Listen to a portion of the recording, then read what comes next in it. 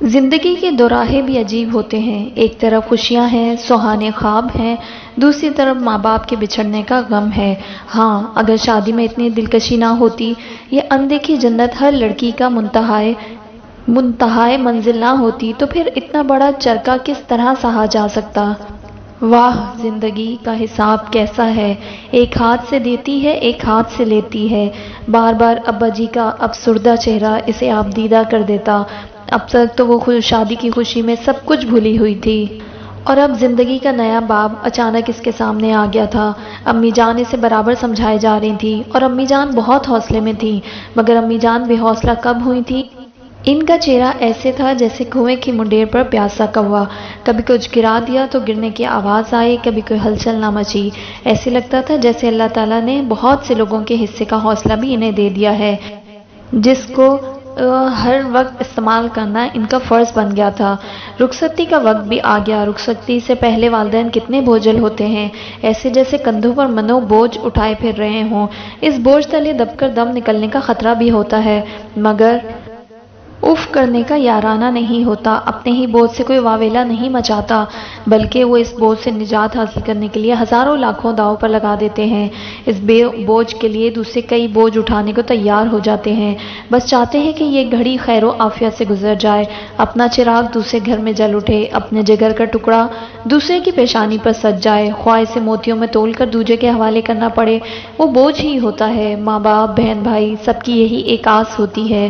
ڈھولک بول بول کر تھک گئی تھی، اور سنگیوں سکھیوں کے گلے بیٹھ گئے تھے۔ بارات کا دن ہنگامے کا آخری دن ہوتا ہے۔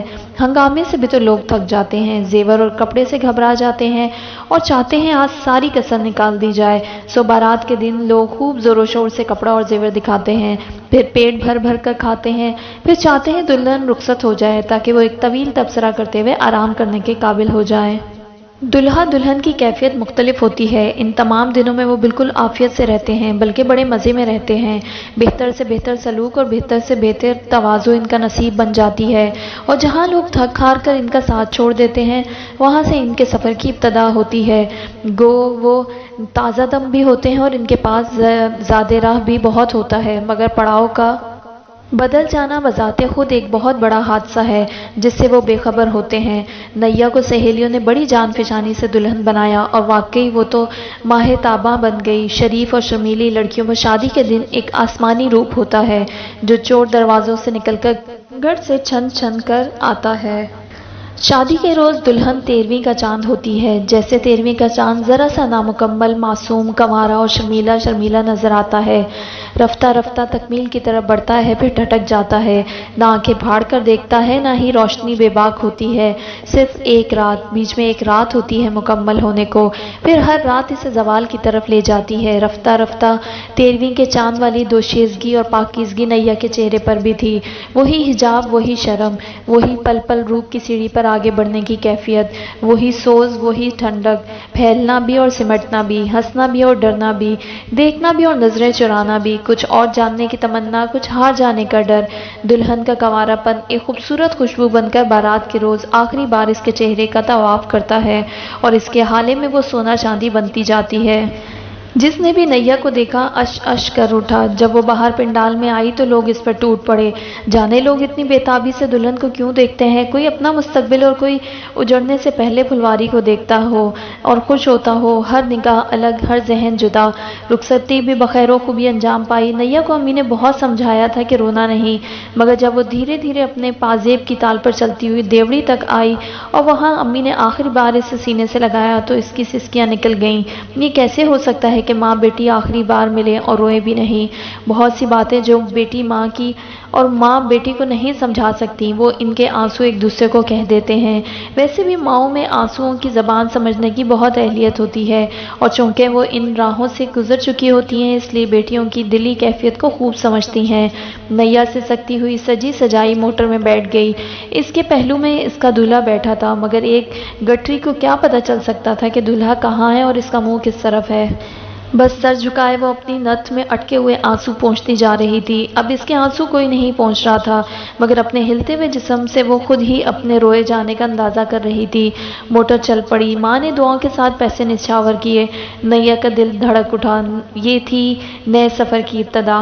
मोटर चली जा रही थी। जाने किन किन राहों से इसने सर उठाकर नहीं देखा था कि दुल्हन को देखने की इजाज़त नहीं होती, मगर वो मोटर चलना, रुकना और फिर चलना महसूस कर लेती है। रफ्ता रफ्ता इसकी सिसकियां बंद हो गईं। इसे एकदम अपनी सहेली की एक बात याद आ गई। शादी के रोज़ वो बहुत रोई थी। दूसरे दिन खूब हंस रही थी। नैया ने पूछा तो वो बोली, मेरा दूल्हा मुझसे पहली रात पूछ रहा था कि ये लड़कियां आखिरी वक्त रो रो कर इतना ड्रामा क्यों करती हैं, हालांकि बारज़ा व रग़बत शादी पर आमादा हो जाती हैं और सब काम खुशी खुशी करती हैं। आखिरी वक्त में वो रो रो कर दूल्हे पर रोक डालती हैं या लोगों पर। अच्छा, फिर तुमने क्या कहा? नैया ने पूछा था। मैं क्या कहती? वो ज़ोर से हंस पड़ी। वाह, ये भी कोई जवाब हुआ? नैया बोली। सोच समझ कर कोई अच्छा सा जवाब देना चाहिए था। क्या कहती इसे? यही कहती कि माँ बाप से बिछड़ने का ख्याल आ जाता है। वो कहता है ये जुदाई तो आर्जी होती है, हर रोज़ तो माँ बाप से मिलने चली जाती हो। तो कह देना था कि भाई शौहर से डर लगता है इसलिए रोती हैं। इस बात पर दोनों सहेलियां खिलखिलाकर हंस पड़ी थीं। हाँ, ये बात तो मुझे सूझी ही नहीं। अच्छा, अब कह देना। रोते रोते नैया मुस्कुरा पड़ी। अगर इसके शौहर ने भी यही सवाल पूछ लिया तो क्या होगा? वो क्या जवाब देगी? शहबाज तो सूरत से इतना मासूम और भला मानस नजर आता है, भला इससे क्या डरना, मगर डर तो फिर भी आता है ना। नैया का दिल धड़ धड़ करने लगा। जहाँ एक अनजाने जहान की मुख्तलिफ जानने का तजस्सुस हो रहा था, वहाँ मोहम सी खदशों से भी खौफ आता था। जब हशर का वक्त आएगा इस वक्त देखा जाएगा। बैठे बैठे नैया के हाथ पांव ठंडे होने लगे। दिल घबराने लगा। घर में इसने खाना भी नहीं खाया था और कुछ खाने की चाह भी नहीं थी। इसकी गर्दन बेहद थक गई थी और न जाने और कितनी देर यूं ही बैठना था। खुदा खुदा करके घर आ गया। मोटर खड़ी हो गई। बच्चे आसपास इकट्ठे होकर तालियां बजाने लगे। बैंड फिर बजना शुरू हो गए और फिर बाहर बदनज़मी का एक शोर फैल गया। इसे मोटर में बैठे बैठे इतनी देर हो गई कि इसने समझा शायद लोग इसे भूल गए हैं, मगर बहुत देर बाद पता चला घर के दरवाजे को जो ताला लगाया गया था, इसकी खुशदामन साहिबा इसकी चाबियां कहीं गिरा बैठी हैं और फिर ताला तोड़ने की मुखालफत भी कर रही हैं। इनका ख्याल है दुल्हन के मेके जाकर चाबियां ढूंढ कर लाई जाएं।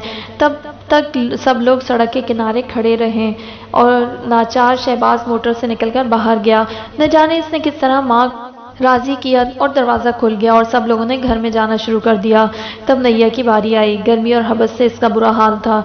शहबाज ने दरवाज़ा खोला और इसकी सास पूरे दरवाजे में फंस कर बोली, आ मेरी बेटी, मैं सदके जाऊं, पसीना पसीना हो रही है। इसने दरमियान में बैठी हुई नैया को बाजू से पकड़कर अपनी तरफ खींचा जिस तरह वो कोई बोरी हो। नैया जल्दी से खुद ही खिसक आई, क्योंकि इसके बाजू को जो धचका लगा था वो आइंदा 24 घंटों के लिए बहुत काफ़ी था। कदम कदम चलते चलते जब सीढ़ियां सामने आ गई तब इसे पता चला कि इनका घर दूसरी मंजिल पर है।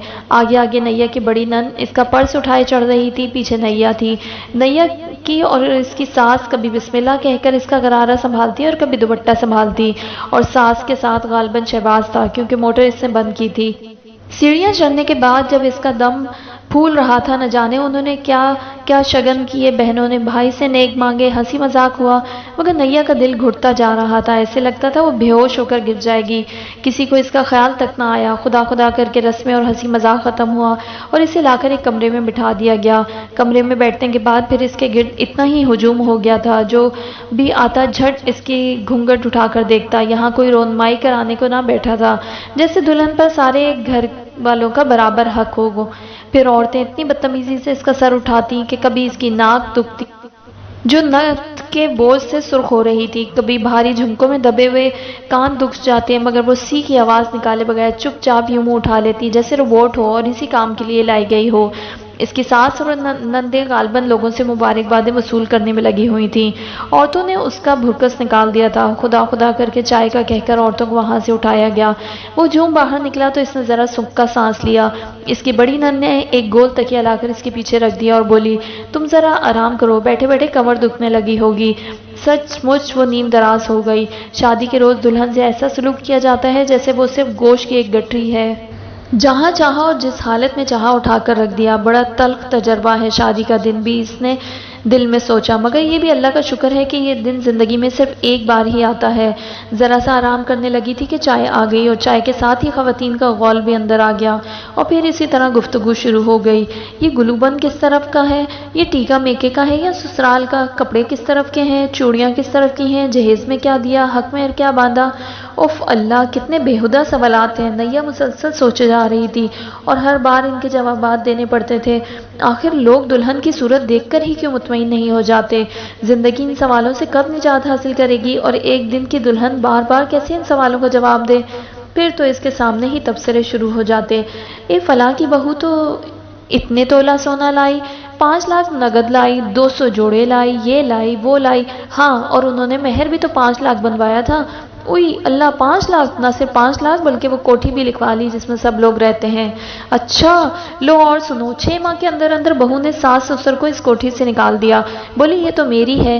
قسم خدا کی! جانے دے بہن، چودھری صاحب کی بہو اس سے بھی زیادہ لائی تھی، مگر ساس نے ہمیشہ جوتے کی نوک پر رکھا، کہتی تھی باپ کی دولت پر اکڑتی ہے، اگر دبا کر نہیں رکھوں گی تو آپے سے باہر ہو جائے گی۔ ماں باپ نے برداشت کر ہی لیا۔ ارے اس کا نام سنا ہے رقیہ سلطانی کا؟ ہاں ہاں سنا ہے۔ تمہیں پتا ہے اس نے اپنی بہو کے ساتھ کیا کیا؟ دوسرے دن ولیمے کے بعد اس کے گلے سے میکے والا سیٹ اتروا کر اپنی بیٹی کے جہیز میں رکھ دیا۔ اس کا کیا پوچھتی ہو؟ وہ تو حرافہ ہے، حرافہ۔ 7 بیٹے ہیں اس کے اور ہر دفعہ کسی اونچی جگہ ہاتھ مارتی ہے، لدا بہو لاتی ہے، پھر اس کا سارا جہیز ہتھیا کر اپنی کسی بیٹی کی شادی کر دیتی ہے۔ اوئی ماں، جانے بھی دو۔ سنا نہیں پچھلے سال اس کا حشر کیا ہوا تھا؟ کیا ہوا تھا؟ بھائی اللہ سمیع و بصیر ہے، پر ہم نے تو جو سنا، کیا سنا تھا؟ چوتھی بہو کے ساتھ جب اس نے ایسا کیا نا تو اس نے پہلی تینوں کو بھی ساتھ ملا لیا اور ایک دن دروازہ بند کر کے اس کو اتنا پیٹا کہ چھٹی کا دودھ یاد آ گیا۔ پھر لوگوں سے کہتی پڑتی تھی میں رات کو سیڑھیوں سے گر گئی تھی، اس لیے منہ پر چوٹیں آ گئی۔ ہاں ہاں ہاں، سب خواتین نے ایک ساتھ کہکا لگایا۔ ہاں ایسوں کے ساتھ ایسا ہی ہونا چاہیے۔ بس بہن کچھ نہ پوچھو، زمانہ خراب ہے، آج کل تو اپنی عزت بچا کر رکھنا ہی مشکل ہو جاتا ہے۔ آج کل کی لڑکیاں خدا کی پناہ۔ ایک خاتون نے بھی سانس چھوڑ کر تبصرہ کیا اور پھر باقاعدہ گفتگو کا رخ ساس اور نند کی طرف مڑ گیا۔ بوڑھی عورتوں نے بہوؤں کے کیڑے نکالنے شروع کر دی اور جوان عورتیں ساسوں کے بخیے ادھیڑنے لگیں۔ ایسے ایسے دل خراش اور سما خراش واقعات بیان کرنے لگی کہ بیٹھے بیٹھے نیا کا سر چکرانے لگا۔ اے خدا، یہ کون سا موقع ہے ان بھیانک وارداتوں کو بیان کرنے کا؟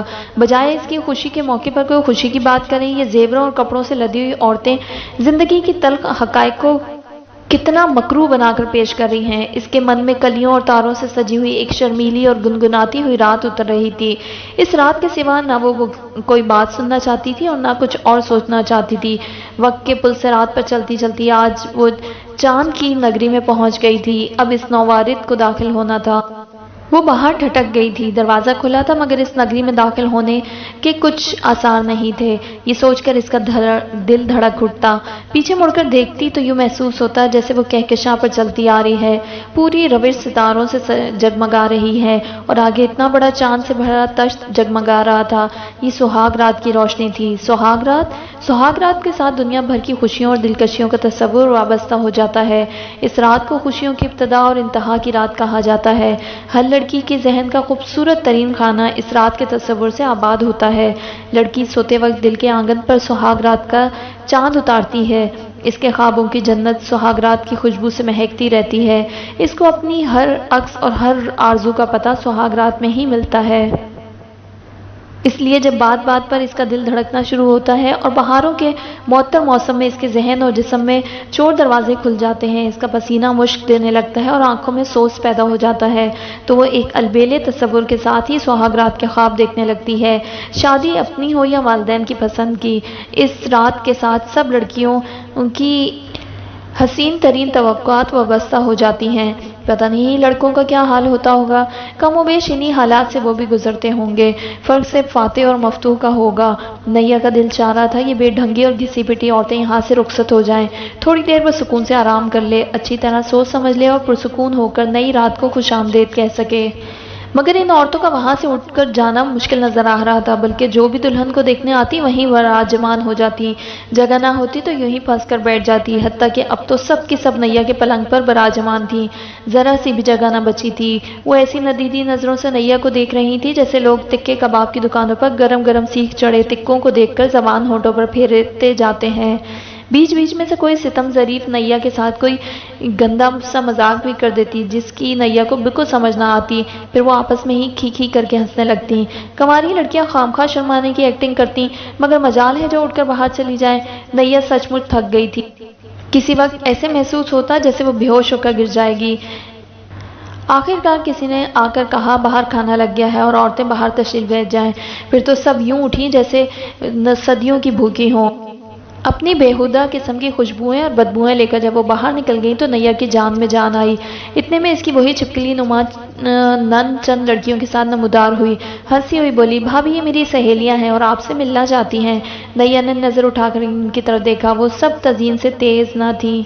थोड़ी देर उन्होंने नैया पर कुछ इस अंदाज में तबसरा किया, हाय अल्लाह तजीन, तुम्हारी भाभी तो बड़ी स्वीट है, आंखें कितनी खूबसूरत हैं, होंठ कितने क्यूट हैं, बड़ी स्मार्ट हैं, ब्यूटीफुल हैं, ये रंग इनको बहुत सूट कर रहा है, ज्वेलरी कितनी प्यारी है, मेकअप वंडरफुल है, बड़ी मॉडर्न दिखाई देती हैं तुम्हारी भाभी। जब इनके पास अंग्रेजी के तमाम अल्फाज ख़त्म हो गए तो वो खामोश हो गई। चलो बाहर चलते हैं, तजीन ने कहा तो सब खड़ी हो गई। इनके जाते ही दूसरी नन नसरीन आ गई। बोली, नैया तुम कुछ देर आराम करोगी या खाना ले आऊं? नैया को भूख बिल्कुल नहीं थी, वो आराम करना चाहती थी। मेरा ख्याल है तुम खाना तो शहबाज के साथ खा लेना। नैया ने शर्मा कर सर झुका लिया। शुक्र है इसको नैया की बात समझ में आ गई। बोली, अच्छा तुम अब थोड़ा आराम कर लो, मैं औरतों को खाना खिला दूं। जाते जाते इसने दरवाज़ा भी बंद कर दिया। नैया जल्दी से लेट गई। कमर और कंधे बेहद दुख रहे थे। इसने आंखें बंद कर लीं और तसव्वुरात में खो गई। थोड़ी ही देर गुजरी थी कि दरवाज़ा धड़ से खुल गया।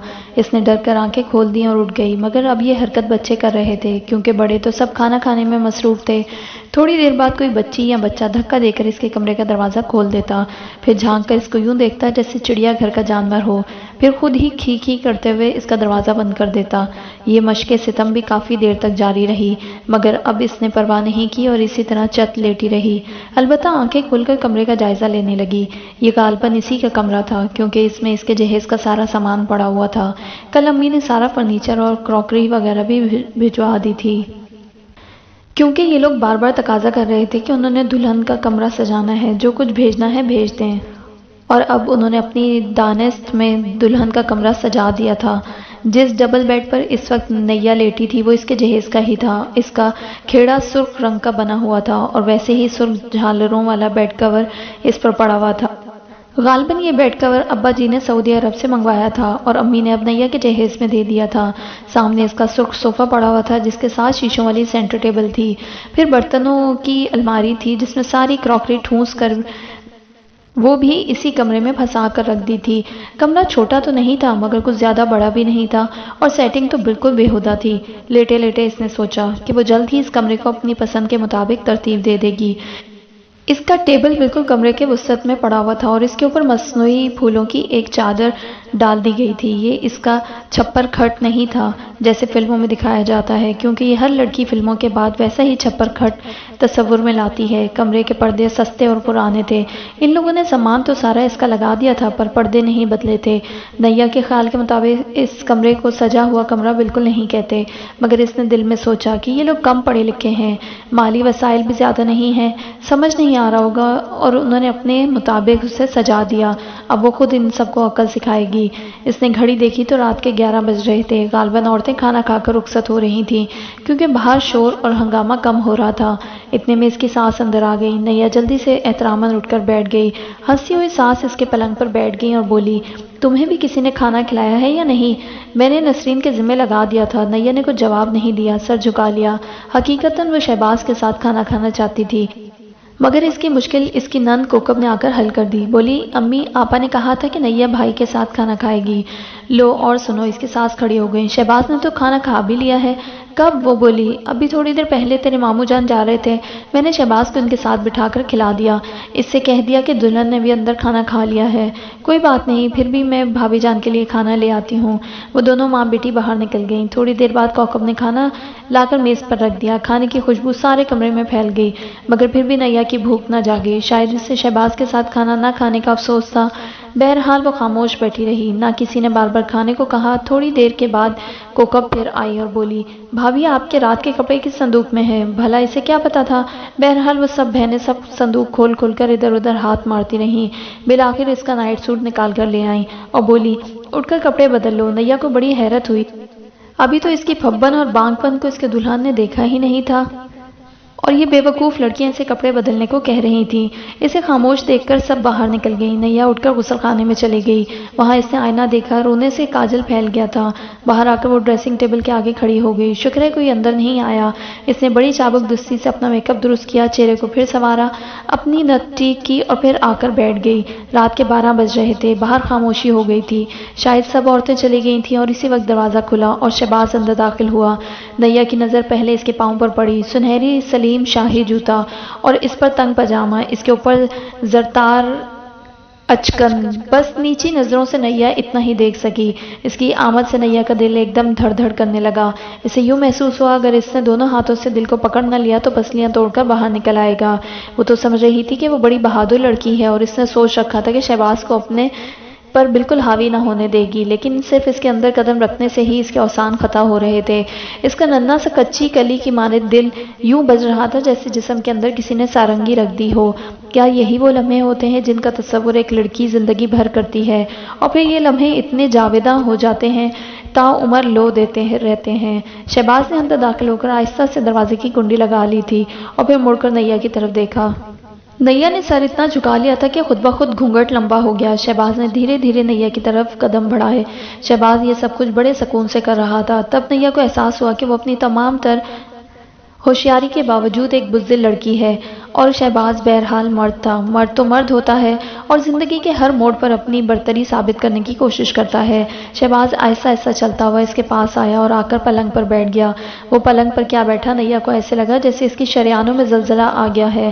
صرف اس کے بیٹھنے کے احساس نے ہی اس کے دوران خون کو تیز کر دیا۔ آج پہلی بار اس کا دولہا سیج پر آ کر بیٹھا تھا۔ آج کا ہر لمحہ سونے کی روشنائی اور چاندی کے قلم سے لکھنے کے قابل تھا۔ ہر لمحے کی بھاری قیمت تھی اور ہر لمحہ دل میں اتر رہا تھا۔ شہباز ابھی بیٹھا ہی تھا کہ باہر سے دروازہ پیٹنے کی آوازیں آنے لگیں۔ ان آوازوں نے احساس کے اس خوبصورت تانے بانے کو ایک دم ہلا کر رکھ دیا۔ نیا کو بہت ناگوار گزرا۔ شہباز جلدی سے کھڑا ہو گیا، دوڑ کر دروازہ کھولا۔ باہر اس کی ماں کھڑی تھی، نہ معذرت نہ کچھ، اندر آ گئی۔ ہاتھ میں دودھ کا جگ اور شیشے کا گلاس تھا۔ بولی، دلہن بیچاری نے کچھ کھایا بھی نہیں، کھانا بھی ایسے ہی رکھا ہے، میں نے سوچا گرم دودھ ہی اندر رکھ دوں، تھکی ہوئی ہے، ایک گلاس پی لے گی تو ذرا سکون مل جائے گا۔ شہباز نے ان کے ہاتھ سے دودھ کا جگ اور گلاس لے کر ڈریسنگ ٹیبل پر رکھ دیا، مگر خاموش رہا۔ اس کی ماں نے چاروں طرف کمرے میں نظر دوڑائی، بے مقصد ادھر ادھر دیکھا، پھر آ کر نیا کا گھونگھٹ اونچا کر کے بولی، اتنا سر جھکا کر بیٹھو گی تو تھک جاؤ گی۔ اس کے بعد یوں ہی بلا وجہ کھڑی رہی۔ شہباز دروازے کے پاس کھڑا رہا اور نیا سر جھکائے بیٹھی رہی۔ اچھا اب تم دونوں آرام کرو، جیسے اس نے بادل ناخواستہ کہا اور باہر نکل گئی۔ شہباز نے دوبارہ کنڈی لگا لی اور پھر کچھ دیر سوچتا رہا۔ شاید انتظار میں ہوگا کہ اب کسی نے دروازہ کھٹکھٹانا ہے تو کھٹکھٹا لے۔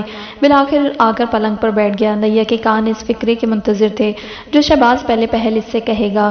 شاید یہ پہلا فقرہ انوکھا، نرالا اور کانوں میں رس گھولنے والا ہو، اور وہ یہی سننا چاہتی تھی۔ اور شاید ہر لڑکا اپنے تمام تر زور بیان پہلے فقرے کی ساخت اور ادائیگی پر لگا دیتا ہے۔ شہباز ان آدمیوں میں سے نہیں تھا۔ بستر پر بیٹھ گیا اور کافی دیر تک خاموش بیٹھا رہا۔ شاید وہ عین وقت پر کوئی فقرہ سوچ رہا تھا، اور جب کوئی موضوع بات یاد نہیں آئی تو گلا صاف کر کے بولا، امی جان ٹھیک کہتی ہیں، جھکے جھکے آپ کی گردن تھک جائے گی، ٹھیک ہو کر بیٹھ جائیں۔ واہ، نیا نے ہنس کر سوچا، کیا بات کی ہے۔ اس کے کان جو پہلا فقرہ سننے کے لیے دل بن گئے تھے، ڈھیلے ہو گئے۔ نیا نے اپنا سر اور بھی جھکا کر گھٹنوں پر رکھ لیا۔ شہباز ہنس پڑا، تو گویا مجھے ہی آپ کا سر اوپر اٹھانا پڑے گا۔ پاگل، نیا نے ہنس کر سوچا، تو کیا میں خود اپنا سر اوپر اٹھاؤں گی؟ شہباز نے آہستہ سے اس کا دوپٹہ اوپر سرکایا اور پھر ڈرتے ڈرتے اس کو دونوں کاندھوں سے پکڑ کر اونچا کیا۔ گو کندھوں پر اس کے ہاتھوں کا دباؤ بہت نرم تھا، مگر نیا اس کی پہلی بار छूने से सर से पांव तक लरस गई, यूं जैसे इसके आसाब में गुदगुदी से हो गई हो। लेकिन इसने सर उठाने में जिद नहीं दिखाई। वो जान गई थी कि शहबाज जानबाज नहीं है, वो इसके इनकार पर इसरार नहीं करेगा और भी शर्माएगा। इसलिए जब इसने सर उठाया तो नैया सर उठाती चली गई, क्योंकि इसके ख्याल था कि शहबाज पर बिजली गिरा देना ही बेहतर था। इसका ख्याल सही निकला, क्योंकि जब नैया ने अपना चेहरा ऊपर उठाया तो शहबाज मबहूत सा इसे देखता रह गया। गोल चांद जैसे चेहरे पर हर नक्श मौजू और दुरुस्त था। लंबी लंबी स्याह पलकें गोबंद थीं व लरस रही थीं। सुर्ख खमदार होंठ बुरी तरह कांप रहे थे और मोतर सांस नाजुक नथनों से यूं उलझ रही थी जैसे चढ़ते चांद के साथ मौजों में जवार भाटे की कैफियत पैदा हो जाती है। हुस्न, शबाब, रात, दोशीज़गी, खौफ, शरारत, खुदजामी, इसके चेहरे पर बेशुमार चिराग जल रहे थे। शहबाज के हाथ कांपने लगे, दिल धड़कने लगा, हलक खुश्क हो गया। तपिश इसकी हिम्मत से कुछ ज्यादा ही थी, फैसले की कुव्वत इसमें नहीं थी। ये सब शीशे के जाम थे जिन्हें एक एक घूंट में वो तोड़ सकता था। वे सारी रात और सारी राहत इसकी अपनी, लेकिन बढ़कर जाम उठाना भी तो बड़े दिल गुर्दे का काम है। ना तजर्बाकार आदमी जब पहले पहल में खाने में घुसता है तो इसी तरह बौखला जाता है। पहला जाम किस शय का मांगे और किस से मांगे और कैसे पिए, बाज़ औक़ात इसी सोच में रात गुजार देता है। शहबाज को इतना तो मालूम था कि ऐसी गलती आज रात नहीं करनी, मगर फिर भी पूरा मैकदा लूटने के लिए पहले छोटे छोटे जाम खाली करना ज़रूरी थे। शहबाज अपनी पूरी हिम्मत मुजतमा करने लगा। वो गुफ्तगू का शहंशाह नहीं था, हमेशा से कम गो था, वरना गुफ्तगू की चांद मार हमेशा ठीक ठीक आ लगती थी। बात बढ़ते बढ़ते जवानी के कुफल खोल देती है। हाँ, इसे मालूम था कि पहल इसी को करना है, क्योंकि वो मर्द था। जाने पहल की रस्म किसने डाली थी? क्योंकि मोहब्बत तो दर्जा बंदी से होती है, मगर इस रस्म को मर्द ने अपने वकार का सवाल ज़रूर बना लिया था। नैया जान गई थी कि शहबाज सर से लेकर पाँव तक कांप रहा है, इसलिए आज की रात इसी के हाथ में रहेगी। बिलाखिर बड़ी मुश्किल से वो अपनी कुव्वते गोयाई को जमा करके बोला, मुझे अम्मी और बहनों ने बताया था कि तुम चांद का टुकड़ा हो, मगर वो फिर लुढ़खड़ाया। मुझे अपनी किस्मत पर एतबार नहीं आता था और इसके चेहरे पर झुका। नैया ने कमाले चाबुक दस्ती से अपना सर परे हटाकर दोबारा चेहरा घुटनों पर रख लिया। वो इसे पहली मात दे चुकी थी और अब अंदर ही अंदर मुस्कुरा रही थी, बल्कि इससे लुत्फ आ रहा था। खूबसूरत औरत को हर बार अपने हुस्न की तारीफ सुनने में मज़ा आता है, मगर शादी की पहली रात तो बद से बदसूरत लड़की भी अपने दुल्हा के मुंह से अपने हुस्ने फितना समा का कसीदा ही सुनना चाहती थी। तभी तो बनाव सिंगार जेवर कपड़े की कुमक से भरपूर हमला किया जाता है। नैया को इत्मीनान हो गया, इसका हुस्न काम कर गया था। अब तमाम शब इसे बिस्मिल का तमाशा देखना था। रफ्ता रफ्ता इसकी खुद एतमादी लौट आई, दिल भी ठीक ठाक अंदाज में रवां हो गया। शहबाज ने दोबारा नैया का सर उठाया तो अब नैया की आंखें खुली थीं। बंद आंखों का अपना हुस्न होता है, मगर खुली आंखें जिनसे कैफ ही कैफ छलक रहा हो, कौन पापी बच सकता है? इसे मालूम था कि इसकी आंखें बेहद खूबसूरत हैं। इस वास्ते इसने दूसरा तीर अपनी आंखों से चलाया, जो सीधा शहबाज के जिगर के पार उतरा। गरीब ने अभी उफ भी नहीं की थी कि नैया ने बाकायदा इसकी आंखों में आंखें डाल दी। एक लम्हे को वो दोनों जैसे बिजली के तारों की गिरफ्त में आ गए। जिस तरह वायरलेस पर जल्दी जल्दी पैगाम बदलते हैं, इसी तरह उन्होंने एक दूसरे के दिली पैगाम वसूल कर लिए और हंस पड़े। हंसकर सर झुका लिया और शहबाज ने हंसकर हार मान ली। तब इसे अचानक ख्याल आया कि इसने अभी तक सुहाग रात का तोहफा ही नहीं दिया अपने दुल्हन को। जल्दी से उचकन की जेब में हाथ डाला और एक सुनहरी डिबिया निकाल ली। अपनी सारी पूंजी जोड़कर इसने नैया के लिए हीरे की अंगूठी ली थी। सफ़ेद सफ़ेद अंगूठी के वसत में दो खूबसूरत और नाजुक हीरे लगे हुए थे। डिब्बी खोलकर इसने अंगूठी निकाली और बड़े प्यार से नैया को पेश की। नैया के दोनों हाथ अंगूठियों से भरे हुए थे। इसने अपने हाथों की तरफ देखा और अंगूठी की तरफ इशारा किया, फिर शहबाज की तरफ देखा। शहबाज का अंगूठी वाला हाथ कांप रहा था और वो नैया की तरफ देख रहा था। नैया ने अपने सीधे हाथ की तीसरी उंगली में से अंगूठी उतार दी और अपना हाथ शहबाज के आगे कर दिया। इस सौदाई को समझ आई कि अंगूठी इसको खुद पहनाना था। इसने जल्दी से नैया की सिर्फ उंगली पकड़ी और इसमें अंगूठी डाल दी। एक उंगली पकड़ने से ही इसके दिल को करंट सा लग गया। नैया ने अपना हाथ छुड़ा लिया। नैया, वो वालिहानापन से बोला, तुम्हारे लायक तो दुनिया में कोई तोहफा नहीं है। तुम मेरी आरजू हो, मेरी हस्ती से बढ़कर हो। तुम्हारे कदमों में अपना दिल पेश करता हूँ। नैया ने मुस्कुरा कर फिर अपना सर घुटनों पर रख लिया।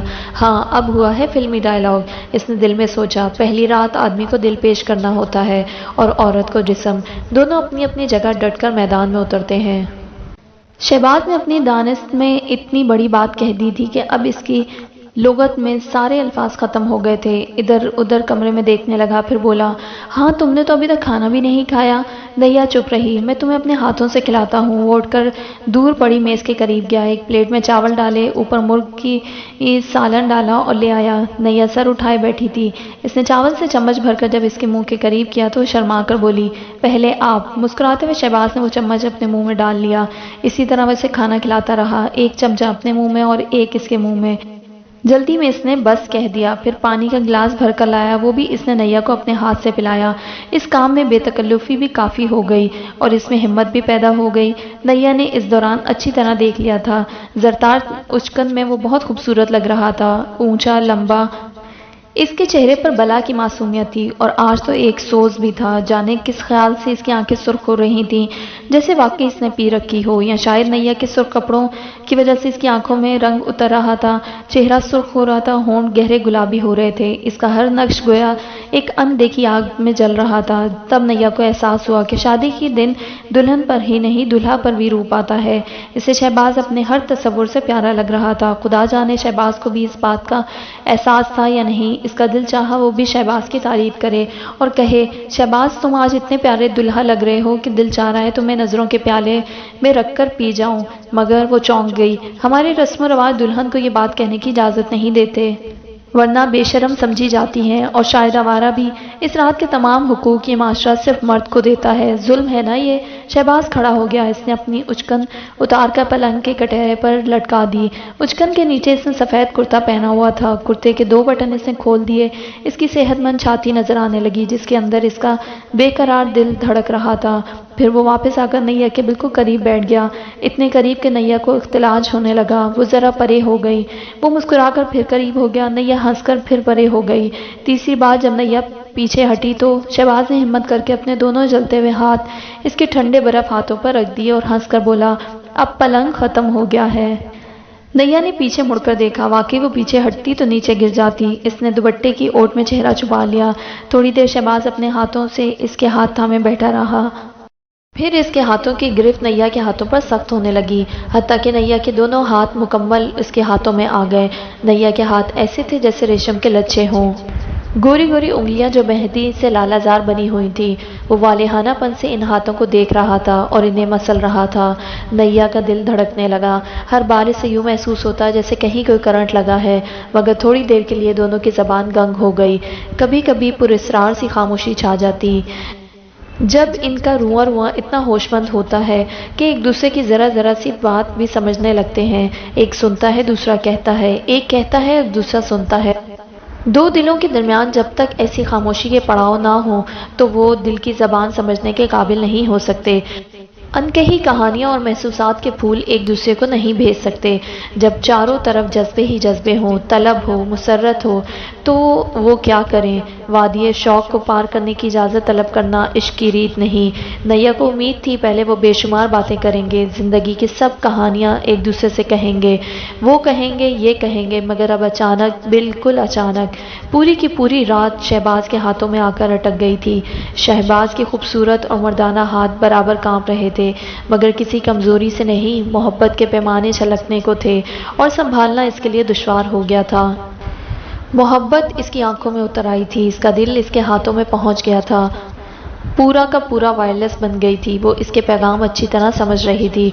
वो इससे यूं महसूस होने लगा था कि हलक में इसकी सांस अटक जाएगी, मगर जैसे आज रात इसका दिल चाह रहा था कि ये सांस हलक में अटक जाए, ये लम्हे अब्दी हो जाए। पूरी की पूरी रात इनकी झोली में आ गिरी थी और हर लहजा शहबाज के हाथों की गर्मी बढ़ रही थी और गिरफ्त सख्त होती जा रही थी। नैया को पहली बार महसूस हुआ कि एक मर्दाना हाथ की गिरफ्त में है।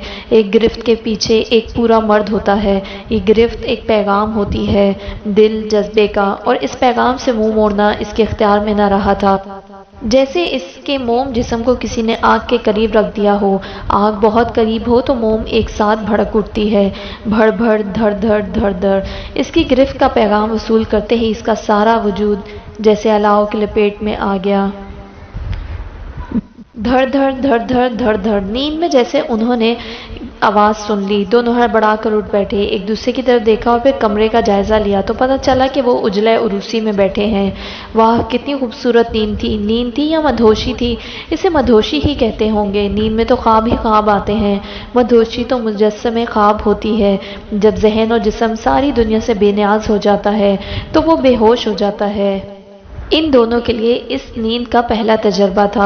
और कौन जालिम इन्हें झंझोड़ कर जगा रहा था? दरवाज़ा अब भी थोड़े थोड़े वक्फे के बाद पीटा जा रहा था। शहबाज अपनी मुद्द भरी अंगड़ाई का पूरी तरह मज़ा भी नहीं ले सका था कि छलांग लगाकर पलंग से नीचे उतर गया और झट दरवाज़ा खोल भी दिया। नैया बौखला गई। इसने अभी अपना हुलिया भी ठीक नहीं किया था। नींद से बोझल पपोटों को ज़बरदस्ती खोलकर दूर पड़ा अपना सुर्ख ड्रेसिंग गाउन उठा लिया और जल्दी से वॉशरूम में घुस गई और फिर वापस आकर अपने पलंग पर बैठ गई। इसका ख्याल था कि कोई अंदर नहीं आएगा, इन्हें तैयार होने का मौका दिया जाएगा, मगर दरवाज़ा खुलते ही इसकी बनी ठनी सांस अंदर आ गई। शहबाज तो जल्दी से गुस्ल खाने में घुस गया। नैया कसमसाती रह गई। वो भी कमर पर हाथ रखे आकर नैया के सरहाने खड़ी हो गई। नैया ने हाथ उठाकर इसे सलाम किया, जिसके जवाब में इसने आहिस्ता से कहा, जीती रहो। नैया को इस कदर शर्म आ रही थी कि बयान से बाहर है। भला शब और उसी के बाद कभी सास भी जगाने आती है? किसी लड़की को ही भेज दिया होता। इसकी सास गुस्लखाने की तरफ मुंह करके ऊंची आवाज में बोली, 8 बज गए हैं, बरादरी इकट्ठा होने शुरू हो गई है और दुल्हा दुल्हन घोड़े बेचकर सोए हुए हैं। सिर्फ 8 बजे हैं? नैया को दिल में बहुत गुस्सा आया। इसने समझा था शायद दोपहर के 12 बज गए हैं, जो इस तरह दरवाज़ा धड़धड़ाया जा रहा है। बहरहाल ये खातून मोहतरम बाहर तशरीफ़ ले जाए तो वो उठकर अपने कपड़े ठीक करे, बिस्तर दुरुस्त करे। बिस्तर की शिकनें खुद ब खुद रात की कहानी दोहरा रही थी और इसकी सास इसी के सर पर खड़ी कभी बिस्तर को और कभी नैया को इस तरह घूर रही थी जैसे सीआईडी के महकमे से सरागरा सानी के लिए भेजा गया हो। नैया अपने बिखरे हुए बालों में उंगलियां फंसाए सर झुकाए बैठी थी। सारे कमरे में एक खूबसूरत सी सुहाग की खुशबू फैली हुई थी। फूल, इतर और शायद कुंदन की महक आपस में खलत मलत हो गई थी। नैया को अपने हाथों और बातों से बड़ी प्यारी खुशबू आ रही थी। इसकी लंबी लटें इसके गले में झूल रही थी और इन जुल्फों में से कभी कभी शहबाज की महक भी आने लगती। वाह, एक ही रात में जुल्फों ने इसकी खुशबू चुरा ली थी। वो अभी तक मदहोश होती जा रही थी। इसकी सांस ने बढ़कर बत्ती जला दी। कमरा और बेबाक हो गया। नैया की गर्दन बिल्कुल झुक गई। ना मालूम वो क्यों खड़ी थी, इधर उधर क्या तलाश करती रही। शुक्र है खुदा का, सास ने इत्मीनान का सांस ली। बेटी उठकर तैयार हो जाओ, मैं नाश्ता वगैरह लगाती हूँ। ये कहकर वो बाहर निकल गई। नैया ने जल्दी से उठकर अपना बिस्तर ठीक किया और इस पर वही सुर्ख बेड कवर डाल दिया। किसी तरह इसकी तो जबान बंद कर दी जाए। और दूसरा चुगलखोर? नैया बाल समेटती हुई कदामत आईने के आगे खड़ी हो गई। दूसरा चुगलखोर चेहरा होता है। वह जोर से हंस पड़ी। कैसा निखरा निखरा चेहरा था, जैसे शबनम के बाद गुलाब, सावन की पहली बारिश के बाद जैसे चकाचौंध धूप निकल आती है, या सूरज बादलों की कुबा फाड़कर नंग धड़ंग बाहर निकल आता है। आज इस हसीन चेहरे पर हर तरह की रोशनी थी, नूर ही नूर था, कैफ ही कैफ था। सूजी सूजी आंखों ने शराबे विसल पी थी, इसलिए पूरी तरह खुल ही नहीं रही थी। कवारे कोरे होंठ अपना सिला पा चुके थे, इस वास्ते बहक के जाते थे। क्या हो जाती है लड़की एक ही रात में? एक रात की फसील फांद कर वो दुनिया के दूसरे किनारे पर पहुंच जाती है। बस ये होती है सुहाग रात? इसने मुस्कुराकर आईने में देखा। जी हाँ, यही होती है सुहाग रात, आईने ने जवाब दिया। जरा अपना आज का जोबन देखो, अपनी जवानी का निखार देखो, सिंगार और जेवर से बेनियाज चेहरा देखो। आज फरिश्ते भी इस चेहरे की ताब नहीं ला सकते। चेहरा है यहाँ कोहर आलूद सब्जा जारों में चमकता हुआ सूरज। हाँ, क्या हुआ? नैया फिर हंसी। पगली। शीशा भी हंसने लगा। औरत पगली होती है? हाँ, पगली ही तो होती है। अपनी सबसे कीमती शय लुटाकर मसरूर हो जाती है। सबसे कीमती तोहफा, सबसे कम एतबार वाले रिश्ते को सौंप कर मुतमईन हो जाती है। ये पहली वारदात होती है जो औरत को बहुत अच्छी लगती है, जिसके लुटने का औरत मातम नहीं करती बल्कि शादियाने बजाती है। सुहागरात की बाजी जीतने के लिए औरत के पास सबसे कीमती पत्ता होता है, लेकिन सुबह तक बिसात उलट जाती है। सबसे कीमती पत्ता मर्द के पास चला जाता है। फिर जिंदगी भर औरत तहीदामा रहती है और वो ये बाजी खुशी खुशी हार जाती है, इसे अपनी जीत समझकर। इसीलिए तो मैं कहता हूँ कि औरत पगली होती है। हाँ, इसने अपने मोतर बालों को जोर से झटका। फूलों की पत्तियां अभी तक इनमें अटकी हुई थीं। इसका जोर जोर दुख रहा था। नस नस नींद के खुमार में डूबी थी। کتنے ستم ظریف ہوتے ہیں یہ لوگ. ابھی تو وہ سوئی تھی اور ابھی اسے جگا دیا گیا. مگر وہ سوئی کب تھی اسے یہ یاد ہی نہیں آ رہا تھا. رات 12 بجے تو شہباز اندر آیا تھا اور 4 بجے انہوں نے بتی بجھائی تھی اور ابھی 8 بجے. اوف ہو بڑے ظالم لوگ ہیں. اس نے ایک بھرپور انگڑائی لی. اتنے میں اس کی نند اندر آ گئی. بولی جھوٹے برتن لے جاؤں. نیا نے شرما کر سر ہلا دیا. وہ بھی زیر لب مسکراتی ہوئی برتن اٹھانے لگی. شکر اس نے کوئی فکرہ چست نہیں کیا تھا مگر نیا کو خامخواہ ہر شخص سے شرم آ رہی تھی. نیا وہیں ڈریسنگ ٹیبل کے سامنے اسٹول پر بیٹھ گئی اور اپنی انگوٹھیاں اور چوڑیاں اتار کر سامنے رکھنے لگی. نہ جانے آج آئینے کے آگے سے اٹھنے کو جی ہی نہیں چاہ رہا تھا. رات کے حسن کو اتنا خراج کہ آج پوری کائنات میں سے اپنا حسن ہی حسن نظر آ رہا تھا. اس نے سب انگوٹھیاں اور چوڑیاں اتار دی سوائے شہباز والی انگوٹھی کے. اسے تو اس نے اپنی جان کے ساتھ رکھنے کا وعدہ کیا تھا بلکہ شاید مرتے وقت بھی نہیں اتارے گی. تو یہ ایک رات میں اتنی محبت ہو جاتی ہے. آدمی یوں دل دے بیٹھتا ہے. اتنے میں غسل خانے کا دروازہ کھلا اور شہباز باہر نکل آیا. نہا کر اس نے اپنا لباس پہن لیا تھا. خوبصورت بال ابھی بھی گیلے تھے اور سر پر چپکے ہوئے تھے. بہت تر و تازہ اور خوشباش نظر آ رہا تھا. نیا نے اس کی طرف دیکھا. اس کی آنکھوں میں ابھی تک وہی خمار تھا. نیا کا دل دھڑک اٹھا. نہ جانے دل نے اس انداز میں دھڑکنا ایک ہی رات میں کیسے سیکھ لیا تھا. جب بھی دھڑکتا تو اس کا سارا خون چہرے پر جمع ہو جاتا. اس نے اٹھلا کر سر جھکا لیا. شہباز اس کے قریب آ کر رک گیا. پھر اس نے تولیہ ہاتھ سے چھوڑ دیا اور اپنے ٹھنڈے ہاتھوں کے ساتھ اس کا شرمایا ہوا چہرہ تھام لیا. پھر اسی وقت اس کی ماں دن دن کرتی ہوئی اندر داخل ہوئی. اس کے پیچھے چھوٹی نند ناشتے کی ٹرے اٹھائے داخل ہوئی. شہباز نے گھبرا کر نیا کا چہرہ چھوڑ دیا اور ڈریسنگ ٹیبل سے کنگھا اٹھا کر اپنے بال ٹھیک کرنے لگا. شہباز کی ماں نے میز پوچھ جھاڑا اور اس پر ناشتہ لگانے لگی.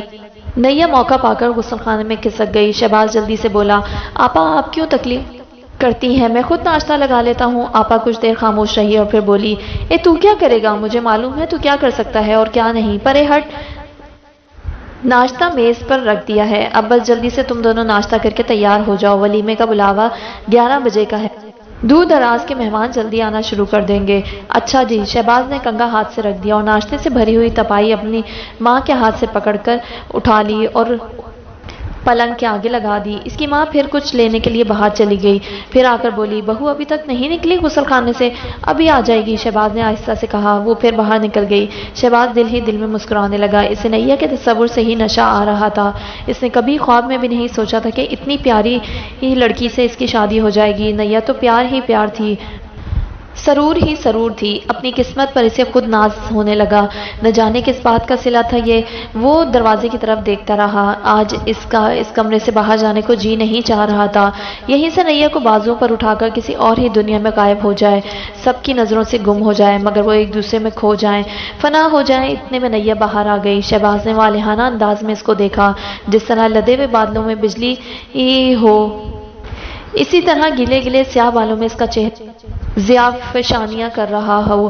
شہباز اسے دیکھ کر کھل اٹھا. دونوں کی نظریں ملی تو انہوں نے جھٹ ایک دوسرے کا پیغام وصول کر لیا. نیا کے جسم میں سر سے پاؤں تک گرم گرم لہر دوڑ گئی. وہیں غسل خانے کے باہر ہی رک گئی. شہباز کے چہرے پر اتنی دیوانگی تھی کہ وہ خوفزدہ ہو گئی. جانے اب وہ کیا کر بیٹھے گا. شکر ہے باہر سے اس کی سانس آ گئی. دونوں کو مائنے خیز نظروں سے دیکھا اور بڑی لگاوٹ سے بولی آؤ بھائی ناشتہ کر لو ٹھنڈا ہو رہا ہے. نیا نے اپنے گیلے بالوں کے گرد تولیہ لپیٹا اور آ کر پلنگ پر بیٹھ گئی. درمیان میں اس کی سانس بیٹھ گئی اور پلی طرف شہباز کو بیٹھنا پڑا. شہباز اس توبہ شکن کافر اور ہوشربا قاتل کو اپنے ہاتھوں سے کھانا کھلانا چاہتا تھا. 10 بار نثار ہونا چاہتا تھا مگر ایسا نہ ہو سکا. ماں کے سامنے وہ کچھ بھی نہیں کر سکتا تھا سوائے اس کی آنکھوں میں اس کا جام پیتا رہا. وہ اپنی بے قراری کے پیغام بھیجتا رہا. ہر نوالے کے ساتھ وہ اس کی طرف اس انداز سے دیکھتا جیسے اس کا دم نکل رہا ہو اور ہر پیغام پا کر نیا دھیرے سے یوں مسکراتی جیسے اس نے اس کے کلیجے سے اس کا پیغام لگا لیا ہو. ماں کبھی بہو کی طرف دیکھتی اور کبھی بیٹے کی طرف مگر تینوں خاموشی سے ناشتہ کرتے رہے. نیا کو بہت بھوک لگی تھی. اسے اب احساس ہو رہا تھا کل سے اس نے کچھ بھی نہیں کھایا تھا. جب ناشتہ ختم ہو گیا تو شہباز کی امی نے کوکب کو آواز دی. وہ دوڑی آئی اور بولی یہاں سے ناشتے کے برتن اٹھا لو اور آ کر بہو کو دلہن بنا دو. لوگ سلامیاں دینا چاہتے ہیں. پھر شہباز کی طرف دیکھ کر بولی تم بھی تیار ہو کر اب ذرا باہر چلے جاؤ. دلہن کے پاس تو ساری زندگی بیٹھنا ہے. باہر تمہارے ماموں اور خالو آئے بیٹھے ہیں اور جا کر ذرا ولیمے کا بندوبست دیکھو. ابھی دوپہر ہو جائے گی تو لوگ آنے شروع ہو جائیں گے. کب شادی والے گھر میں بھی کوئی دیر سے اٹھتا ہے. شہباز سر جھکائے ان کی باتیں سنتا رہا. پھر کھڑا ہو گیا. نیا نے اس کے چہرے کی طرف دیکھا. اس وقت وہ فرما بردار بیٹا لگ رہا تھا۔ بڑی معصومیت اس کے چہرے پر چھا گئی تھی۔ نیا کو دل ہی دل میں ہنسی آ گئی۔ اسے رات کی ساری باتیں یاد آنے لگی۔ بڑے گھنے معلوم ہوتے ہو۔ اس کی سانس باہر نکل گئی تو کوکب اندر آ گئی۔ پھر وہی صندوقوں کی تلاشی شروع ہو گئی، کیا پہنیں گی وغیرہ وغیرہ۔ شہباز نے الماری سے اپنا سوٹ نکالا اور کپڑے بدلنے کے لیے غسل خانے میں چلا گیا۔ نیا کا دل چاہ رہا تھا کہ وہ آج بھی اچکن پہنے، ویسا ہی دلہا لگے جیسا کل لگ رہا تھا۔ جب وہ سوٹ پہن کر باہر آ گیا تو اس نے دیکھا کہ وہ اس دھاری دھار سوٹ میں کل سے بھی زیادہ ہینڈسم لگ رہا تھا۔ یہ سوٹ نیا نے اپنی پسند سے اس کے لیے خریدا تھا، ٹائی بھی اور جوتا بھی۔ تیار ہو کر اس نے گہری نظروں سے نیا کی طرف دیکھا۔ نیا ان نظروں کا مطلب سمجھ گئی تھی، لیکن کیا کرتی؟ کمرے میں اس وقت اس کی نند کوکب براجمان تھی اور نیا کے لیے غرارہ سوٹ نکال رہی تھی جو اسے آج ولیمے کے روز پہننا تھا۔ شہباز نے خود ہی مڑ کر خوشبو لگانے لگا۔ نیا کا دل چاہا وہ اسپرے اس کے ہاتھوں سے لے لے اور اس کے پورے چہرے پر چھڑک چھڑک کر آج اسے خوشبو سے نہلا دے۔ شاید اتنی دیر میں شہباز نے کوئی راہ نکال لی اور مڑ کر کہا، کوکب ذرا ایک گلاس پانی تو لا دو۔ اچھا کہہ کر وہ باہر نکل گئی۔ وہ جھپٹ کر نیا کی طرف بڑھا۔ ابھی بیٹھا ہی تھا کہ اس کی ماں نمودار ہوئی اور وہ جھلا کر کھڑا ہو گیا۔ ارے تم ابھی تک گئے نہیں، تیار ہو کے یہیں کھڑے ہو؟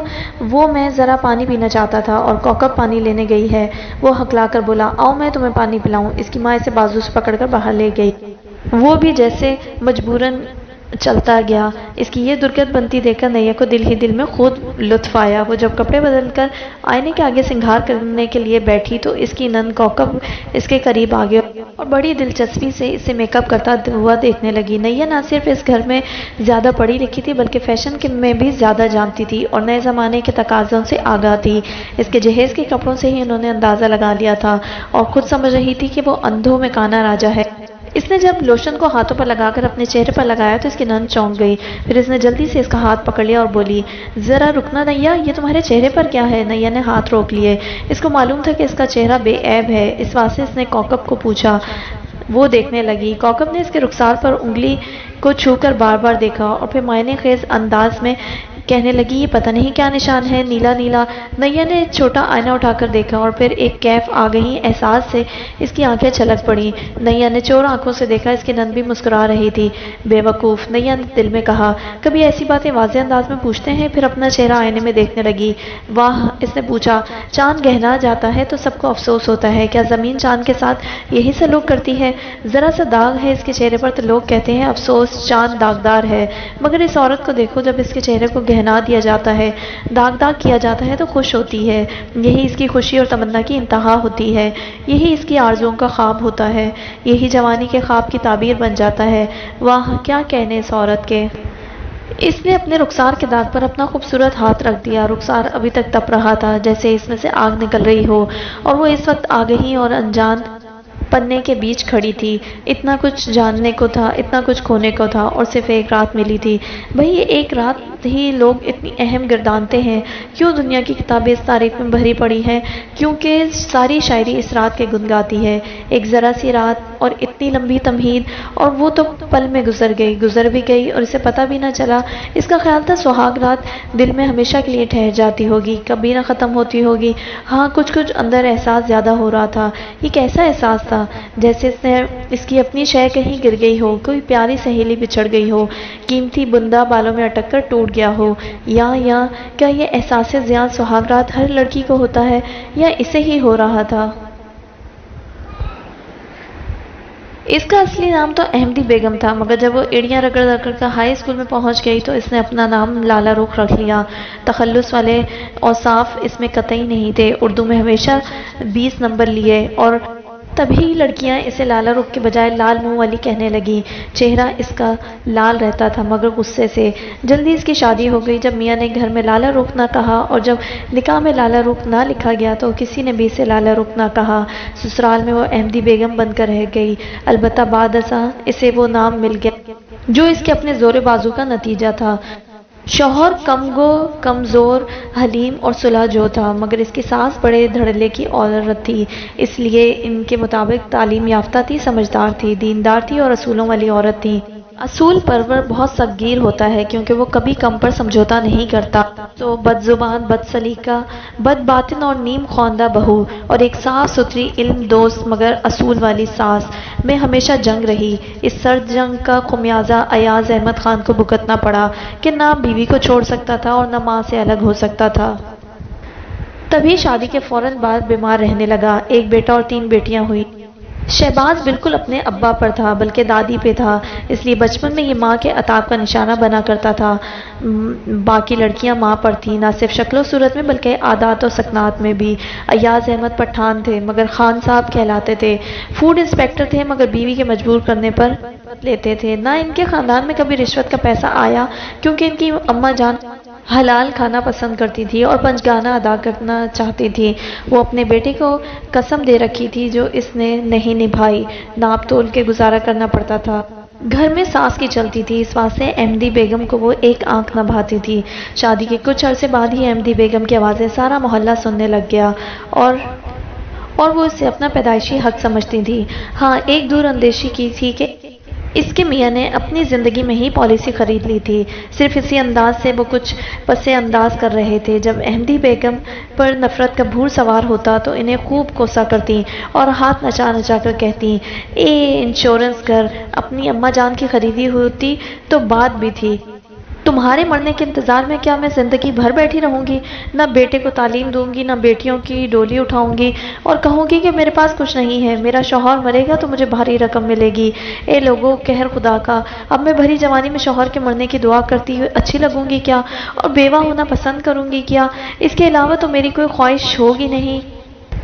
اس کی ایسی دلخراش تقریر سن کر ایاز احمد باہر نکل جاتے اور اماں بھی صدمے سے گر جاتی. ہرچند وہ جانتی تھی کہ جواب جاہلاں باشد خاموشی، مگر کہاں تک خاموش رہتی. کبھی کبھی کوئی آہ جواب کی صورت میں منہ سے نکل ہی آتی تھی. احمدی بیگم دونوں ماں بیٹوں کو وہ کوسنے دیتی کہ محلے کی در و دیوار ہل جایا کرتی تھی. اور پھر ایسا ہی ہوا جیسی ان کی تمنا تھی، یعنی بھری جوانی میں شوہر ساتھ چھوڑ گیا. ایاز احمد کو کینسر ہو گیا تھا. بہت دن تک اس نے یہ خبر اپنی ماں اور بیوی سے چھپائی تھی. ماں سے اس لیے کہ ان کا کلیجہ شک ہو جاتا، بیوی سے اس لیے کہ وہ اپنے سامنے اپنا ماتم برداشت نہیں کر سکتا تھا. پھر بھی وہ آخری مہینہ جو اس نے چارپائی پر گزارا اس کے لیے خاصا سہانے روح تھا. احمدی بیگم ہر آئے گئے کے سامنے ٹسوے بہاتی تھی اور کہتی تھی، لاش کو صحرا باندھ کر میرے حوالے کر دیا. آہ ری قسمت، تو نے سہاگ کے جوڑے کے بدلے مجھے بیوگی کا کفن دے دیا. جب اماں بھی کے آنسو تسبیح کی طرح مسلسل پھسلتے رہتے تو بلند آواز میں کہتی، ہائے جن کا وقت ہوتا ہے ان کو خدا نہیں بلاتا. ہاں بہن، ہر کسی نے اپنے گناہوں کی سزا ضرور پانی ہوتی ہے. اس ماں سے زیادہ بدقسمت کون ہوگا جن کا جوان بیٹا بستر پر پڑا موت کی گھڑیاں گن رہا ہو. اماں بھی کو چپ لگ گئی تھی. اس وقت بھی نہیں روئی جب ان کے جوان بیٹے نے آخری ہچکی لی. اس وقت بھی ان کے آنسو نہ نکلا جب ان کے خوبرو بیٹے کا جنازہ اٹھا. جب لوگوں نے واویلا کر کے انہیں رلانے کی کوشش کی تو وہ سجدے میں گر گئیں. شاید وہ سجدے میں کچھ بولی ہوں کیونکہ اس کے بعد لوگوں نے انہیں بولتے نہیں دیکھا. ہاں کبھی کچھ کہہ دیں تو اور بات ہے. پھر یہ روزہ انہوں نے پورے 10 سال رکھا. بیٹے کے بعد وہ 10 سال زندہ رہیں. 10 سال احمدی بیگم کی جوتیاں کھائیں، ہر طرح کی ذلت برداشت اور اف نہ کی. وہ اس گھر میں اس لیے بیٹھی تھی کہ احمدی بیگم ان کی بنی بنائی عزت خاک میں ملا دینے پر تلی ہوئی تھی. انشورنس کے 1 لاکھ روپے مل جانے کے بعد اس کے لالچی رشتہ دار اور بہن بھائی گھر آ بیٹھے تھے. اس واسطے اماں بھی اس محاذ پر ڈٹ گئیں. جتنا بھی انہیں ذلیل کیا گیا گھر سے نہ گئیں، مگر ایک مسلح نما عورت کو گھر سے دھکے دے کر نکالنے کا حوصلہ کسی بھی خبیث انسان میں نہیں تھا. چنانچہ انتقال سے 1 ماہ پہلے اپنے ایک رشتے کے بھائی کے ہاں چلی گئیں. شاید ان کو یہاں مرنا منظور نہ تھا جہاں ان کی زندگی کو ہر قسم کی ذلت سے وابستہ کیا گیا. جس وقت ایاز احمد فوت ہوا تھا شہباز 10 سال کا تھا، نسرین 8 سال کی، کوکب 6 ماہ کی. اماں بھی کے وصال کے وقت شہباز 20 برس کا تھا، سمجھدار تھا، دادی کی عزت کرتا تھا اور ماں کو ان بری باتوں پر ٹوکا کرتا تھا. اماں بھی کی وفات کے بعد احمدی بیگم کی جوانی بھی چل دی اور بچے بھی جوان ہو چکے تھے، اس لیے کھیل کھیلنے کی عمر تو نہ رہی تھی، پھر بھی اس نے اپنی من مانی پوری کر لی۔ اپنی نقد رقم تو وہ پہلے اپنے بھائیوں کو کاروبار میں لگانے کے لیے دے چکی تھی۔ ان کے کہنے پر اپنے شوہر کا مکان بھی فروخت کر دیا اور اس پیسے سے اپنے چھوٹے بھائی کو مکان خرید دیا تھا، جس میں شہباز کو برابر کا حصے دار ٹھہرایا۔ گھر بار بیچ کر احمدی بیگم میکے میں پہنچ گئی۔ 2-4 سال بھاوجوں کے ساتھ رہی، پھر ان کے چاروں طبق روشن ہو گئے۔ بھاوجیں اسے مفت کا بوجھ سمجھ کر یوں برتاؤ کرتی ہیں جیسے پشتوں پر احسان کر رہی ہوں، اور احمدی بیگم بات بات میں اپنی ٹانگ اوپر رکھتی۔ اسے گھمنڈ تھا کہ وہ ان کے پیسوں پر عیش کر رہے ہیں۔ بہت جلدی سے پتہ چل گیا کہ رشتہ داروں کے ساتھ احسان معاملہ کبھی نہیں کرنا چاہیے۔ برے وقت ان کی صورت اور ہوتی ہے اور دیتے وقت ان کا رویہ بالکل بدل جاتا ہے۔ ایسا کرنے کے لیے وہ اپنی انا اور خودداری کو کسی عزیز کے قدموں تلے رکھ دیتے ہیں تو وہ تجوری کا سانپ بن جاتے ہیں اور ہر بار یوں پھنکار کر ملتے ہیں جیسے مانگنے والا دور چلا جائے جہاں ان کی پھنکار اس کا پیچھا نہ کر سکے۔ احمدی بیگم لوہے کے اعصاب کی عورت تھی، نہ صرف لوہے کے چنے چبانے والی تھی بلکہ زندگی بھر اس نے اپنے مجازی خدا اور اپنی عبادت گار ساس کی ایک نہ سنی تھی۔ بہن اور بھائیوں کا رویہ کیسے برداشت کر سکتی تھی؟ سو میدان میں اتر آئیں، وہاں رہ کر ایک ایک کا وہ حشر کیا کہ ان لوگوں کے گھر جہنم کے نمونے بن گئے۔ بالآخر احمدی بیگم بھی وبال کا نشانہ بن گئی۔ جس بھائی کے گھر جاتی، بھائی کو اپنے گھر کی بنیادیں ہلتی ہوئی نظر آتی۔ زمانے والوں کو 100 بار سنا چکی تھی کہ اس نے اپنی ساری دولت بھائیوں کو دے دی ہے، اب وہ خود عیش کر رہے ہیں اور اسے اور اس کے یتیم بچوں کو دھتکار رہے ہیں۔ بیچارے خاندان تو کیا شہر میں رہنے کے قابل نہ رہے، جو بھی ملتا ان پر پھٹکار بھیجتا۔ تبھی سبھی بھائی اور بھاوجیں احمدی بیگم کی گندی زبان اور بے فیض طبیعت سے دبنے لگے۔ نہ صرف انہیں عافیت اس بات میں نظر آئی کہ یا تو احمدی بیگم کا سرمایہ لوٹا دیں یا ان کا حصہ مقرر کر دیں۔ سرمایہ لوٹانا تو بہت مشکل تھا، اس لیے دوسری تجویز پر سب بھائیوں نے اتفاق کیا، مل کر بیٹھے اور احمدی بیگم کو رام کرنے کی کوشش کرنے لگے۔ احمدی بیگم کو پتہ چل چکا تھا کہ اس وقت وہ ان کے حق میں ہے اور جب دوسرا فریق خود بخود ان کے حق میں آئے تو اس کی کمر پر لات رکھنی چاہیے۔ سو اس نے اپنی تمام شرطیں منوائیں اور ماہانہ مقرر کیا ہوا ہوٹل سارے کا سارا اپنے نام لکھوا لیا، اپنا پیسہ بھی کاغذوں پر محفوظ کر لیا اور لے کر الگ ہو گئی۔ یہ اور بات ہے کہ 2-4 سالوں میں ہی ہوٹل دیوالیہ ہو گیا اور اس کا بھائی اسے اونے پونے بیچ کر بھاگ گیا، مگر احمدی بیگم کے کوسنے اور بددعائیں دبئی تک اس کا پیچھا کیا کرتی تھیں، اس لیے اس سے چین نہیں آیا بلکہ بال بچوں کو وہاں بلوا لیا۔ احمدی بیگم اپنے کارنامے اور زندگی کے ہر محاذ پر اپنی عقل کے جیت کے قصے اپنے سارے خاندان کے آگے بیان کر کے بہت خوش ہوا کرتی تھیں۔ اس کا خیال تھا کہ اگر وہ فوج میں جرنیل ہوتی تو آج ان کی دانش مندی کے ڈنکے بج رہے ہوتے۔ پسپا ہونا اس کی سرشت میں تھا ہی نہیں اور ہر طرف چال چلنا اور حریف کو ذکر کر دینا اس کی لغت کی موٹی سرخیاں تھیں، بلکہ وہ تو بھرے میدان میں چیلنج کیا کرتی تھی کہ ہے کوئی مائی کا لال جو اسے مات دینے کی ہمت رکھتا ہو۔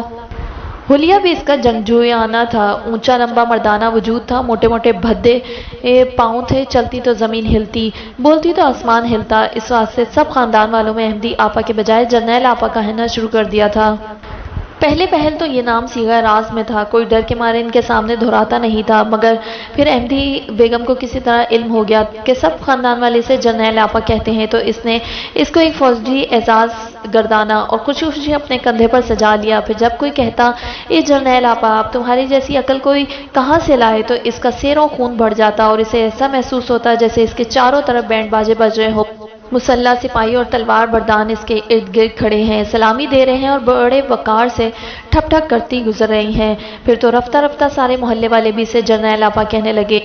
یوں ان کا اصلی نام ان کی اصلی فطرت کی طرح جہانے کہاں کھو گیا تھا کہ وہ جگ بھر میں جرنیل آپا کے نام سے پہچانی جانے لگی۔ جرنیل آپا کو بھی یہ منظور نہیں تھا کہ اس کے بچے اسے امی جان یا اماں جان کہیں، وہ کہتی تھی کہ دونوں لفظوں سے نفرت ہے اور ممی کو تو وہ بالکل گالی سمجھتی تھی، اس لیے اس کے بچے اسے آپا ہی کہتے تھے۔ ویسے فیشن کے طور پر کبھی کسی کے سامنے کہہ دیتے کہ یہ ہماری امی ہے۔ شہباز صورت اور سیرت کے لحاظ سے بالکل اپنے باپ جیسا تھا، غیرت مند بھی تھا اور عزت دار بھی، اس لیے ماں کو اس کی فطرت سمجھ میں نہ آئی۔ وہ چاہتی تھی کہ شہباز اپنے ماموں کے ساتھ کاروبار میں لگ جائے، مگر شہباز اپنی ماں کی فطرت کو خوب جانتا تھا اور یہ بھی جانتا تھا کہ سب خاندان والے اس کی ماں سے نفرت کرتے ہیں، مگر خوف کے مارے اظہار نہیں کرتے۔ اس واسطے وہ اپنے پاؤں پر خود کھڑا ہونا چاہتا تھا۔ اس نے BA اور BCom کر کے بینکنگ کا کورس کر لیا اور ایک بینک میں ملازم ہو گیا۔ رفتہ رفتہ اپنی محنت اور دیانتداری سے وہ بینک مینیجر ہو گیا۔ بینک کی طرف سے اسے ایک خوبصورت سا فلیٹ بھی مل گیا اور اس میں سب رہنے لگے۔ तीनों बहनें शहबाज से छोटी थीं, मगर माँ की ख्वाहिश थी कि दो जवान लड़कियों को शहबाज से पहले विदा कर दिया जाए। खुदा की कुदरत के वो दोनों बड़ी बहनें शक्ल सूरत और मिजाज में माँ के हमपल्ला थीं। पढ़ाई का बिल्कुल शौक नहीं था, लगाई बुझाई में ज़्यादा दस्तरस रखती थीं। आपा ने यह कलमंदी की कि अकल से मारे आदमी ढूंढकर इन्हें जल्द से जल्द ब्याह दिया। अपनी माँ से उन्होंने ज़िंदगी गुजारने का एक असूल सीखा था, यानी जिसकी लाठी उसकी भैंस। इस वास्ते नसरीन और कौकब को ससुराल में कोई भी मसला पेश ना आया था। इनके हाथ हर वक्त लाठी रहती थी, और जब ज़रा लाठी कमज़ोर पड़ती तो माँ के मशवरे कुश्ता फौलाद बन जाते। तीसरी लड़की तज़ीन, जिसे घर में सब तानू कहते थे, अभी पढ़ रही थी। बड़ी दोनों तो मैट्रिक से आगे ना बढ़ी थी। इसने खैर से मैट्रिक सेकंड डिवीज़न में पास कर लिया था, इसलिए इसे कॉलेज में दाखिल करवा दिया गया, और वो कॉलेज में दाखिल होते ही इतराती रहती थी। पिछले 3 सालों से जर्नैल आपा शहबाज के लिए लड़की ढूंढ रही थी। रिश्तेदारों ने तो हिफ्जुल तकद्दुम के तौर पर बहुत पहले ही जवाब दे दिया था। उनका ख्याल था कि जर्नैल आपा की बहू बनाने से बेहतर है लड़की को अंधे कुएं में धक्का दे दिया जाए। आस पड़ोस वाले भी बस आए बाएं शाएं करते थे। सब जानते थे कि शहबाज बहुत अच्छा लड़का है, मगर शहबाज के वालिद का अंजाम इन्हें कभी नहीं भूलता था। रिश्ता ढूंढने की मुहिम 3 साल से जारी थी। जर्नैल आपा बाकायदा कमर कस कर हर रोज़ कहीं ना कहीं लड़की देखने जाती और कह सुनकर अपनी खूब तवाज़ो करवाती। बाज़ घरों में तो कई कई दिन जाती रहीं, जी भर कर खाती, फिर एक दिन कहलवा देती कि लड़की इसे पसंद नहीं आई। अगर किसी जगह बात शुरू होती तो मोहल्ले वाले इन्हें बर वक्त जर्नैल आपा के औसाफ से आगाह कर देते। बाज़ लोगों ने लड़के को पसंद करने के बाद अलहदा रहने की पेशकश की थी। इन लोगों के सामने जर्नैल आपा ने इस तरह इनके बके उधेड़े थे कि वो खुद अपनी नज़रों में जलील हो गए थे। गर्ज शहबाज की शादी एक मसला बनी हुई थी। बहुत सौ का ख्याल था कि इसकी माँ इसकी शादी नहीं होने देगी। अक्सर लोगों को शहबाज पर तरस आता था। वो इसको अलग ले जाकर मशवरा भी देते थे कि वो अपनी पसंद से शादी करके माँ से अलहदा हो जाए, बल्कि बाज़ तो अपनी लड़की इस तरह देने पर आमादा भी हो जाते थे। मगर शहबाज हमेशा कहता था, मैं अपनी माँ को नहीं छोड़ सकता, मेरे सिवा इसका दुनिया में कौन है। रिश्तेदार तो मुंह फट होते हैं। इनका ख्याल था शहबाज की सादतमंदी इसको ले डूबेगी। बिलाखिर जिलानी को ये बात समझ में आ गई थी। वो अयाज के पुराने दोस्त थे। अम्मा भी ने इन्हें अपने साथ बच्चों की तरह पाला था। अब भी कभी कभी अयाज के बच्चों की खैर खबर लेने आते थे, इसलिए वो ही एक हस्ती थे जर्नैल आपा, जिनका लिहाज भी करती थी और एहतराम भी। इसमें जर्नैल आपा की कोई कमाल ना थी, बल्कि जैलानी साहब का तकवा, मुनकसरुल मिजाजी और तबीयत का इस्तकलाल सब कुछ करवा रहा था। इनकी ख्वाजा अब्दुल कुद्दूस से भी दोस्ती थी। दोनों घरानों को अच्छी तरह जानते थे, और इनका ख्याल था खतीजा बेगम की बेटी जर्नैल आपा के घर में गुजारा करेगी। जो लड़कियां सख्त माहौल में रही हों वो ज़िंदगी के नशेबो फराज से हंस कर गुजर जाती हैं। यूँ ये रिश्ता तय हो गया और आनंद फानंद शादी भी हो गई। जैलानी साहब ने यह दूर अंदेशी की कि ख़वातीन को आपस में मिलने नहीं दिया।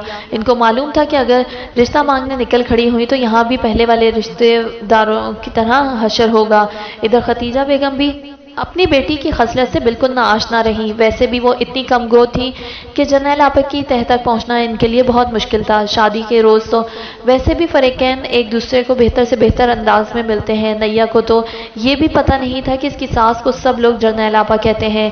शादी के फ़ौरन बाद जब वो घर में इस किस्म की सदाएं सुनती, ए जर्नैल आपा कहाँ है, वाह जर्नैल आपा को दुल्हन तो चांद सी मिल गई, ये जर्नैल आपा है किस्मत की धनी, तो नैया हैरान होकर मुखातिब का मुंह देखते रहती। वैसे इसे इस घर में जर्नैल आपा से मिलने का बहुत शौक हो गया था। इसने भी दुनिया में तरह तरह के बेमायने नाम सुन रखे थे, मगर जर्नैल आपा अपनी नौयत का अनोखा और मायने खेज नाम था। मुमकिन है वालदैन ने ही ये नाम रखा हो। वालदैन का क्या है, वो तो अपनी बेटियों को फूल फेंक, सितारा बेगम और नैन सुख, कलेजे की ठंडक जैसे नामों से भी नवाजते रहते हैं।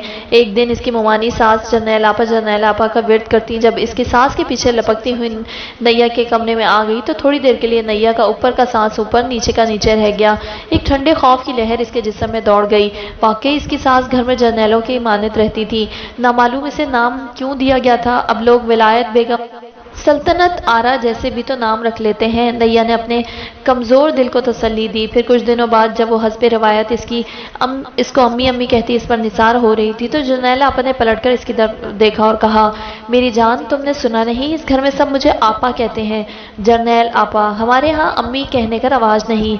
तब नैया को झट समझ आ गई कि आज के बाद वो अपनी सास को आपा कहेगी। आपा कहने में कोई हर्ष तो नहीं, बल्कि ये और भी अच्छा है। कोई लड़की अपने माँ के अलावा किसी दूसरी औरत को अम्मी कहना पसंद नहीं करती। जितनी भी लड़कियां अपने शौहर की माओं को अम्मी जान कहकर मुखातिब करती हैं, मजबूरी से ऐसा करती हैं या फिर घरेलू सियासत की खातिर नैया भी किसी दूसरी औरत को माँ कहने पर राजी नहीं थी। इसका एक और मसला हल हो गया था।